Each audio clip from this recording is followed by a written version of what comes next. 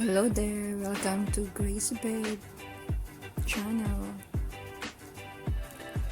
My recipe today is Ginataang Alimango and how to clean and remove the mud in the crops. In their muddy habitat where we can find and catch a crop, that is why it is called a mud crop. So that's only expert can catch that one because it's so dangerous to bite your fingers off their clothes. And there, touch the crop and showing you some technique on how to immobilize the crop claw to avoid biting your fingers. So by putting some sticks in each of the crop claw, show in the video, to immobilize the crop from biting your precious fingers. And next thing you do is you hitting the claws, the crab claw, to easily detach from the body, to easily clean. No worries in cleaning the crab. It's so nice to eat and it's so juicy and yummy. The crab meat when it's alive, when you cook it alive, not dead in the market, it's like how it describe the taste, manamnam, malinamnam, yummy. It's mean manamis-namis. Did you see that? There you go, easily detaches from the body, the clothes, and now ready to brush and clean the clothes, and the crab shells. We should know how to clean the crabs because they live in the mud. So our recipe is ginataan, so we should clean it properly, remove the mud using the brush. That's how we clean the crabs, demonstrated by my husband. And removing the dirt in the mud part area. There you go. So remove the dirt. Yan yung malansak. When you cook the crab, showing you how to clean, removing and then the crab mouth. And the next thing you do is you have to separate the shell from the body. This time we will show you how to remove the intestine part, the mouth and the intestine part of the crab, especially if marami siyang kinain. If the crab, so how do we clean that one? You have to remove the part there. Carefully remove the remaining dirt in the mouth of the intestinal part of the crab. So showing you how to remove that part is better to remove the bitterness in the crab. At saka yan yung malansa doon. Pag nagsabaw ka ng crab, malansa yung part na yan. So you have to remove that intestinal part.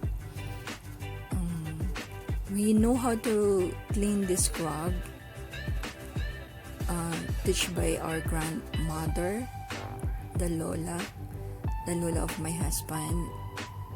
That's her favorite crab, ginataang crab. So she teach us how to clean the crabs, to remove the malansa part. Then attach it back together to the crab body and shell, now ready to cook. So you can put it back there, assemble it back, and now it's ready to cook.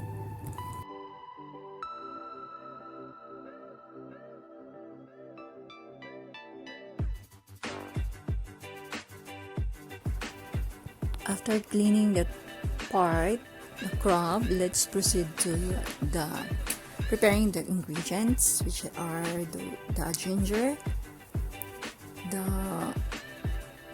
onions, the tanglad, the lemongrass, the dahon ng dulaw in Bisaya and Surigao yan.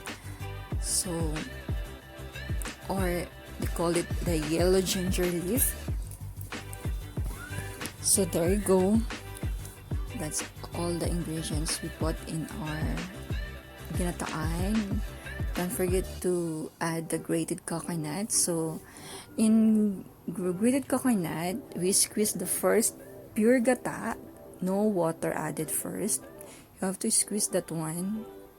That's the kakang gata. We call it kakang gata. Then the second part is you put 1 cup of water to squeeze the second gata, the pure gata, the second piga, and the last one is the third gata. So that's the how we cook the ginataang alimango in our version, para mas malinamnam siya, manamis-namis ang lasa.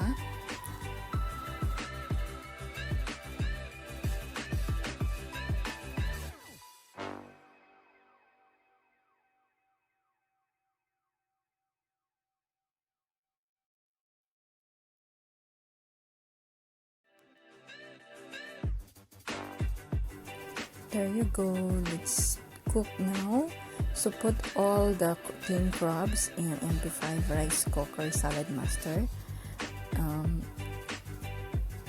Put all the tanglad, the ginger, the onions, then the last part, the last piga, the third squeeze of coconut milk.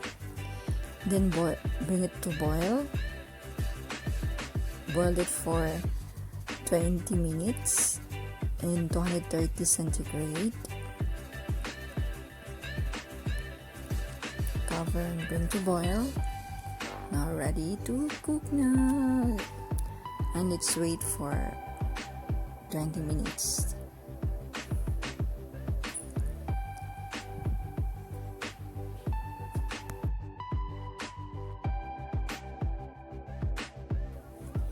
Set aside the second piga or second squeeze of pure gata, and then the first one to follow there. Now ready to mix the second gata. It's boiling already. So, and then put also inside the dahon ng dulaw, the yellow ginger left there. Then heated it again. Give some aroma. The dahon ng dulaw, it gives good aroma to the food, especially gata.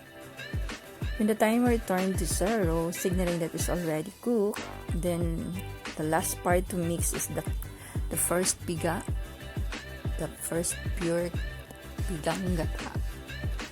There you go. And it simmer for 1 minute and cook before serving it. So there you go. It's cooked already. Look at that. So yummy. Oh la la. And now ready to serve. I can't wait to try and taste that one. It's so yum. There you go. Look at that. So yummy. I'm showing you the crab meat inside. How looks juicy and yummy it was. Pag malaman siya, yan yung matabang part ng crab. Malaman siya at malinamnam. Namis ang lasa niya kasi fresh siya, buhay siya. Kaya masarap siya gataan, malinis siya. Pag matagal na siya sa palengke, hindi na siya masarap. Malansa na siya. Kaya malansa na yung crabs pag namatay na siya, yung patay na, you buy it, patay na. That's it, showing you how delicious and yummy and good food. Thank you for watching. Hope you enjoy my another recipe, Ginataang Alimango. Until the next upload, don't forget to like, subscribe, and share videos to your friends. Thank you for watching, everyone.